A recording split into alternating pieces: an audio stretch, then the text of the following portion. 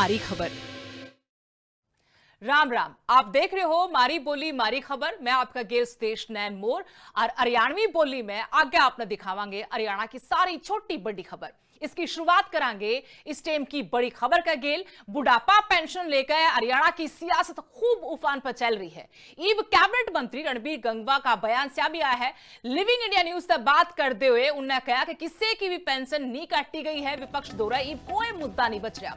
इसकी शुरुआत इनेलो ने करी थी। जो आय की सीमा है वह कांग्रेस ने करी और इसकी शुरुआत जो करी है कांग्रेस की तरफ से करी गई है। आज हम इस पेंशन ने 3200 रुपए तक ले आए हैं। आज हकदार मानस ने पेंशन मिल रही है। विपक्ष बस कोरा झूठ फैलाने का काम कर रहा है। लगातार बयानबाजी हो रही है। विपक्ष सवाल ठहरा है तो सरकार की तरफ से भी खुद मुख्यमंत्री के बाद इब कैबिनेट मंत्रियों ने मोर्चा संभाल लिया है। विपक्ष के पास कोई मुद्दा नहीं है, इसलिए इस तरीके की बात वो करने का काम करता है।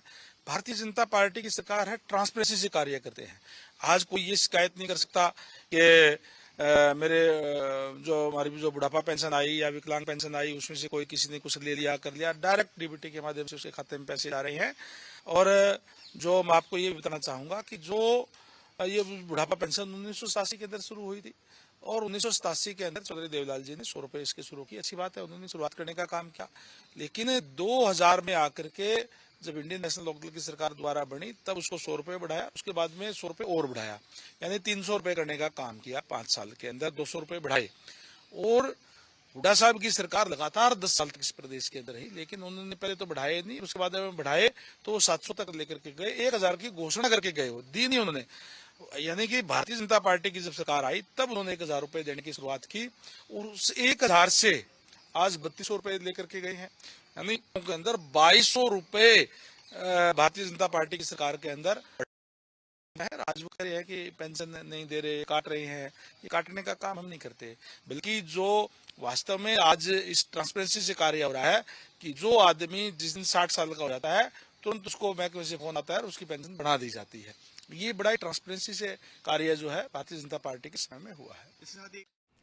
पेंशन का मुद्दा ने लेकर आज इनेलो सुप्रीमो अभय चौटाला ने भी प्रेस कॉन्फ्रेंस चंडीगढ़ में करी और कहा कि बुढ़ापा पेंशन ताऊ देवी लाना शुरू करी थी। सरकार ने फालतू की शर्तें लाकर घने बुजुर्गों की पेंशन काट दी है। 20 फरवरी ने पंचकुला में डट कर विरोध प्रदर्शन करांगे। राज्यपाल ने ज्ञापन भी देवांगे। काल मुख्यमंत्री अपनी कमी तो बतावे को नहीं थे, उल्टा विपक्ष पे आरोप मंडन लाग रहे थे। मुख्यमंत्री नायब सैनी ने काल फिर सफेद झूठ बोलिया है। यो आरोप इनेलो सुप्रीमो अभय सिंह चौटाला की तरफ से लाया गया है।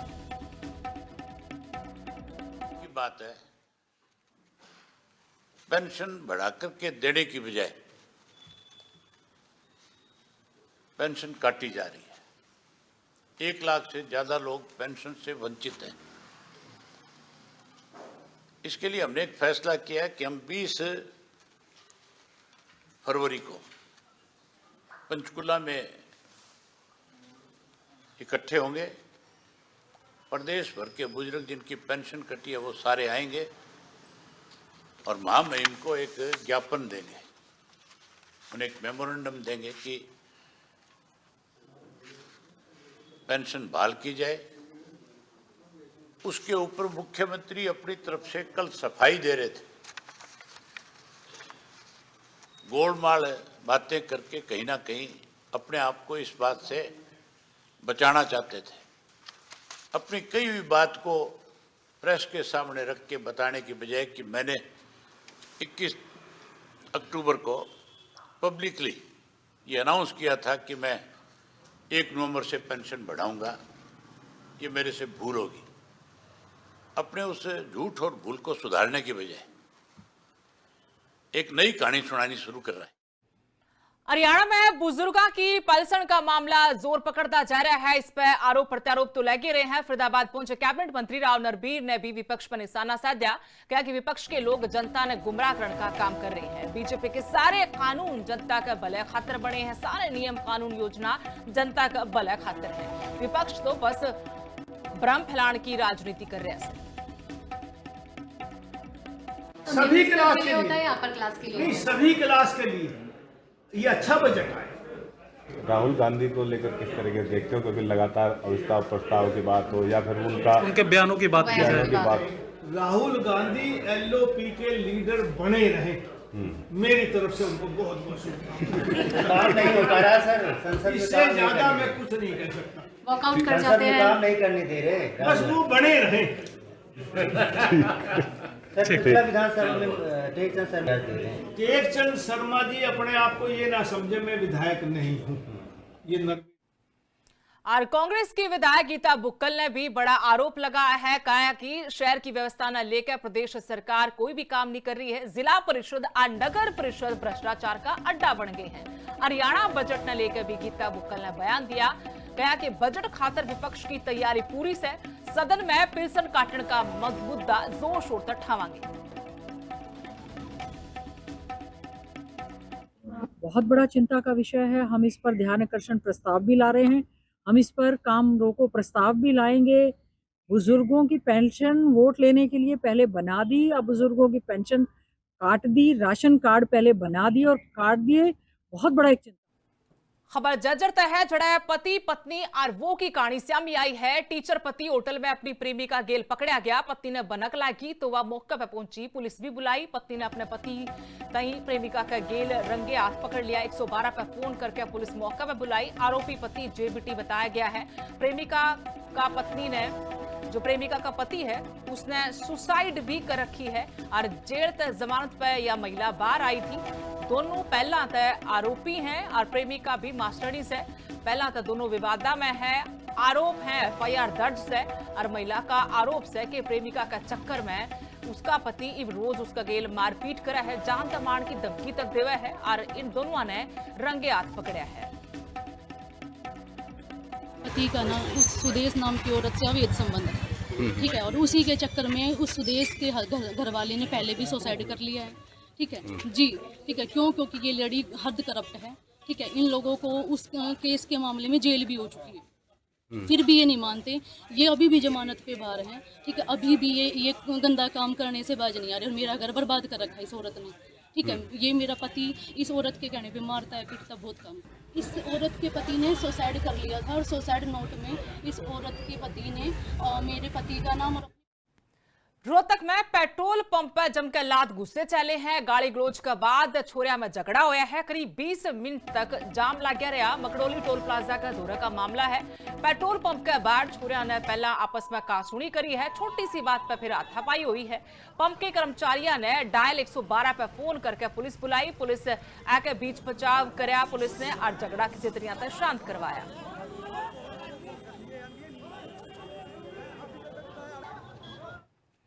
खबर पानीपत का शक्तिनगर की है। जड़ा बिजली का शॉर्ट सर्किट तक कबाड़ का गोदाम में आग लगी। आसपास के लोगों ने धुआं उठता देखा तो गोदाम के मालिक ने इस बारे में जानकारी दी। आग लगते पूरे इलाका में अफरा तफरी मच गई और करीब 100 घरों में बताया गया कि दरार भी पड़ी से सारी जगह धुआं देखा गया। दमकल एड़ा ने भी 3 घंटे बाद आग पर किसी तरह तक काबू पाया। फिर भी गोदाम में कूड़े कचरे में देर तक धुआं उठता रहा। शक्तिनगर में गोदाम था जड़े यह घटना घटी है। तो में इंडस्ट्री एरिया है और घरों के साथ में फैक्ट्री है। ये फैक्ट्रियां बंद होनी चाहिए। बेचारे गरीब आदमी इतनी मेहनत मजदूरी से एक बार घर बनाते हैं तो इसका मुआवजा कौन देगा? फैक्ट्री मालिक देगा या कौन देगा? ये पता नहीं किस वजह से चल रही है। फैक्ट्री मालिक से बात हुई थी, वो बोला हमने फोन कर रखा है, जब जलेगी या बुझेगी अपने आप बुझ जाएगी, हमें कोई चिंता नहीं है। बहुत ज्यादा नुकसान हो गया, इतना नुकसान हो गया। कहाँ तक गरीब आदमी कहाँ से पूरा करेंगे? ये कहाँ से अपना कर रहे थे, खा रहे थे। अब ये दिहाड़ी मजदूरी वाले आदमी है, कहाँ से पूरा पाड़ेंगे? अब ये नुकसान आया बहुत ही ज्यादा। सारी कॉलोनी में ही नुकसान हो गया। सारी सिलेंडर तक उठा कर ले गए लोगों के। मौके का फायदा उठा लिया लोगों ने। पूरी तरीके से फैक्ट्री की गलती है। दीवार की गलती है। ये फैक्ट्री वाले को उसको कितनी बार बोल लिया कि हटा लो यहाँ से। इसके साथ दीवारों के साथ सामान लगाया गया है। फरीदाबाद में विजिलेंस की टीम ने बड़ी कार्रवाई करी है। पटवारी और उसके सहायक तई काबू कराया गया है। 20,000 की रिश्वत लेंदे रंगे हाथों पकड़े हैं। पटवारी जितेंद्र बाठी और सहायक विनोद तई गिरफ्तार किया गया है। इंतकाल चढ़ाने के नाम पर रिश्वत मांगी जा रही थी और रिश्वत के पीछे गेल दोनों गिरफ्तार करे हैं। इसलिए आए जी जनाब कि हमारे काम नहीं हो रहे जी, ये करके राजी नहीं है। डीसी साहब ने भी ऑर्डर कर दिए और कहते हैं कि भाई तुम तो नहीं डोलते, 1954-55 में जो हमारे दादा को जमीन कटी थी उर्सीनामे में, उर्सीनामे में कटने के बाद में जो खेवट कटी है, हमने कहीं खेवटन की रिपोर्ट हमें बना के दी। मोटेशन नहीं हो रही थी मेरी। कब से? लगभग 2 महीने हो गए। कौन कितने पैसे मांगे थे पिछले? पहले तो 30,000 रुपये मांगे थे, फिर 25, हाँ, फिर रुपये तय हुआ था। कितने? ये कौन है? ये पटवारी है। नाम क्या है इसका? जितेंद्र और विनोद।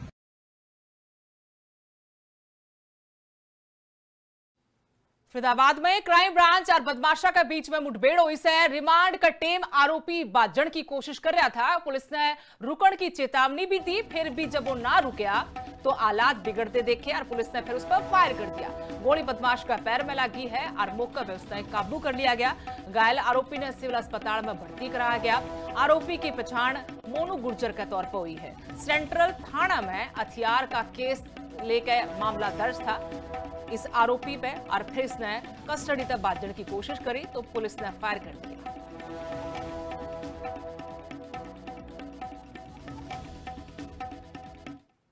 भिवानी का पूरा एरिया, पूरा शहर कूड़ा का ढेर में तब्दील होता जा रहा है। दूसरा दिन है जब भिवानी में सफाई कर्मचारी हड़ताल पर बैठे से। 200 तो गणे ऑटो टिप्पर वाले कर्मचारी हड़ताल पर से 3 महीना तक इनकी तनख्वाह नहीं मिली और इससे का विरोध में इन हड़ताल का फैसला कराया है। घर तक कूड़ा ठाण वाले कर्मचारियों में घना गुस्सा है। तनख्वाह ना मिलने तक आर्थिक संकट करें कि भाई गहरा गया है, रोजी रोटी का सवाल है, लेकिन तनख्वाह ना मिलने तक वो भूखे मरने बेबस हो रहे हैं।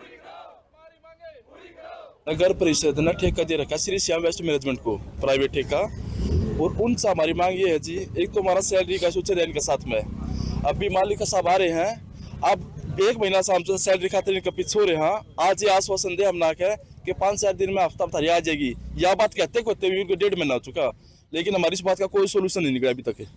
ना ही हमारा PF प्लस ESI पिछले 8 से 9 महीने से वो नहीं कट रहा। कल को अगर मेरे कुछ दिक्कत हो जाती है या मेरी फैमिली को कुछ दिक्कत होती है ना, तो मेरा ESI है ना वहाँ पे बंद हो चुका है। मैं मेडिकल में जाने वो नहीं हूँ, तो मैं कहाँ पे जाऊँ। राज्यसभा सांसद किरण चौधरी ने लिविंग इंडिया न्यूज तक खास बातचीत करी है। सूरजकुंड मेले में पहुंची थी किरण चौधरी और क्या के सूरजकुंड मेले में लोग बड़े उत्साह से मेला देखना आवे हैं। हमारे कलाकार ने भी इस मेले का बहाने बड़ा मौका मिला है। मैं तो हर साल सूरजकुंड मेला में आऊं हूं। इसकी शुरुआत चौधरी बंसीलाल ने करी थी।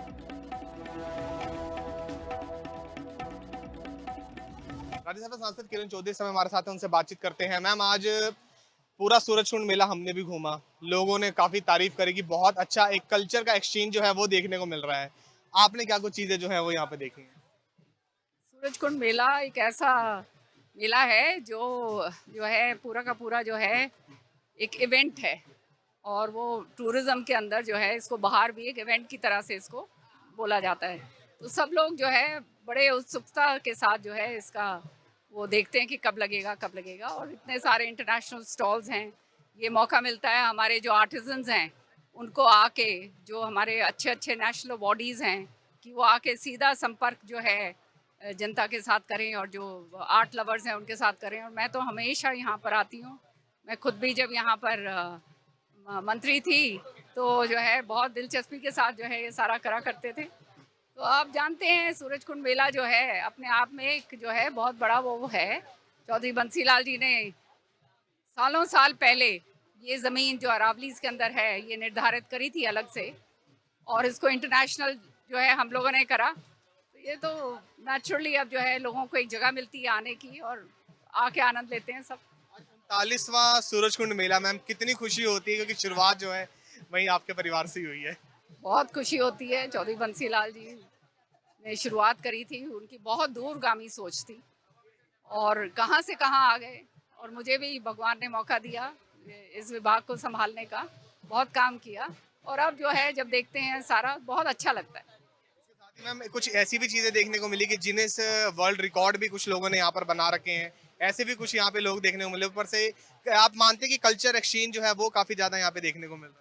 नेचुरली देखिए, अभी तक जो है ये जो इंटरनेशनल स्टॉल्स जो हैं ये लोगों को इतना अवेयरनेस नहीं होती थी। अब आप बाहर से आते हैं, उनको भी अदान हिंदुस्तान के बारे में पता चलता है, हिंदुस्तानियों के पता चलता है। फिर हमारा जो हिंदुस्तान है, इतने सारे प्रदेश हैं अलग अलग जो है, मिज़ोरम और ये मणिपुर बिल्कुल नॉर्थ ईस्ट बिल्कुल एक तरफ है, साउथ बिल्कुल उसका कल्चर अलग है, नॉर्थ का कल्चर अलग है। तो सारा उसका मिश्रण जब होता है तो वो यूनिटी एकता में जो है यूनिटी आती है। यूनिटी के ये पूरा एक त्योहार कहा जा सकता है मेले के रूप में। और ये एक वो कहते हैं ना पर्व है, मैं तो कहूँगी आर्टिजन्स के लिए जो कलाकृति है वो अपना वो दर्शा सकते हैं और सारा सबके सामने लेके आ सकते हैं। धन्यवाद मैम। तो ये थे हमारे साथ राज्यसभा सांसद किरण चौधरी, जिनसे हमने खास बातचीत की है और उन्होंने तमाम आज वे भी यहाँ पर सूरजकुंड मेले के अंदर जो है मेला देखने आ रखे हैं और वहाँ पे उन्होंने इस बारे में बताया कि एक कल्चर का एक्सचेंज जो है वो यहाँ पर देखने को मिल रहा है, जिसको लोग दूर दूर से देखने के लिए यहाँ पर आ रहे हैं। क्या नाम शिवम के साथ मृदुल यादव, इंडिया न्यूज, फरीदाबाद। वहीं मुख्यमंत्री नायब सिंह सैनी ने गुरुग्राम में मुख्यमंत्री कप 2026 का उद्घाटन किया। उन्होंने 38वें राष्ट्रीय खेलों में हरियाणा के खिलाड़ियों की उपलब्धियों की सराहना की और कहा कि हरियाणा खेलों का पावर हाउस बन चुका है। खिलाड़ियों को नगद पुरस्कार देने की भी मुख्यमंत्री ने घोषणा की। इसी पर स्पेशल रिपोर्ट आपको दिखाते हैं।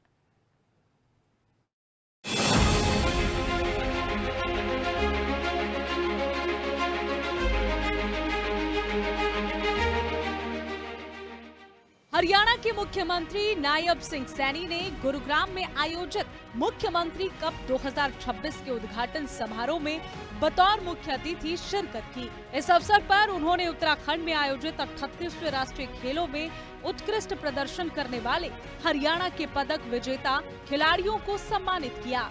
कार्यक्रम को संबोधित करते हुए मुख्यमंत्री नायब सिंह सैनी ने कहा कि हरियाणा की माटी केवल फसल ही नहीं उगाती बल्कि देश के लिए चैंपियन भी तैयार करती है।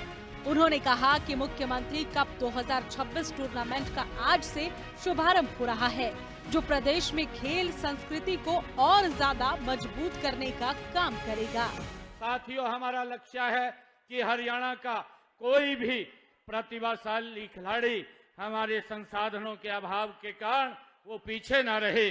प्रिय खिलाड़ियों, आप सभी ने अपने पसीने, परिश्रम और आत्मबल से यह सिद्ध कर दिया है कि हरियाणा केवल किसानों और जवानों की भूमि नहीं है, यह बल्कि ये खेलों की धरती भी है।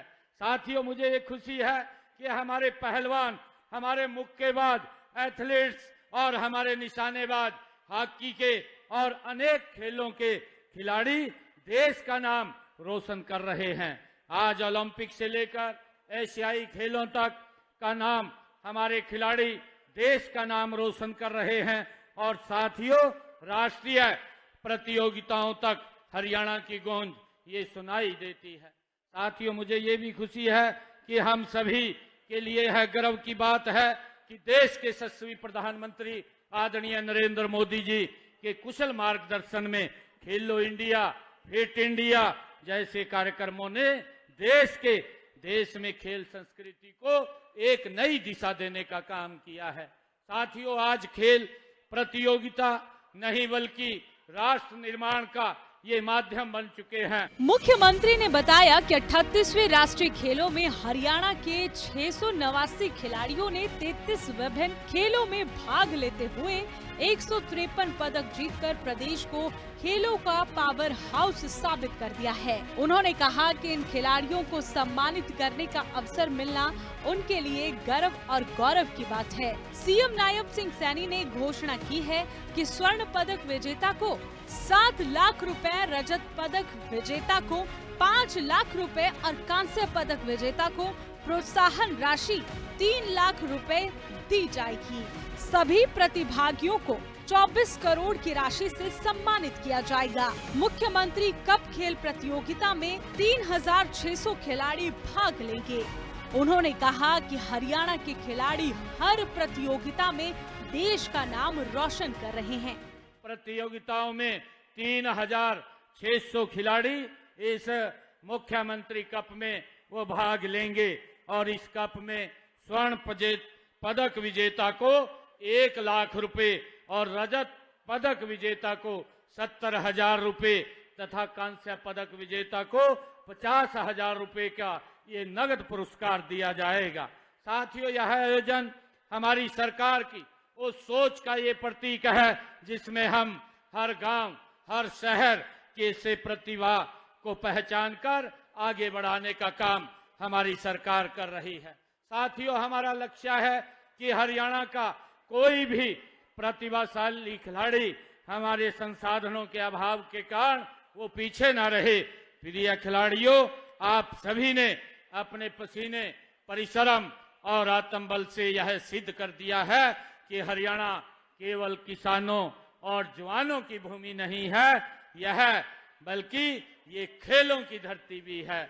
मुख्यमंत्री नायब सिंह सैनी ने इस मौके पर यह भी कहा कि स्वस्थ युवा ही विकसित भारत की मजबूत नींव है।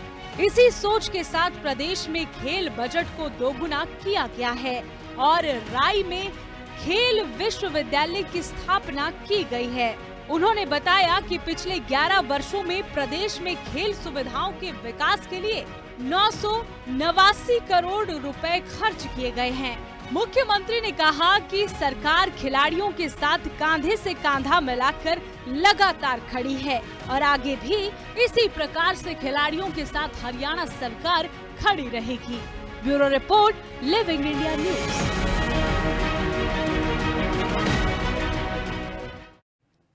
और अभी के लिए इस बुलेटिन में इतना ही। नमस्कार।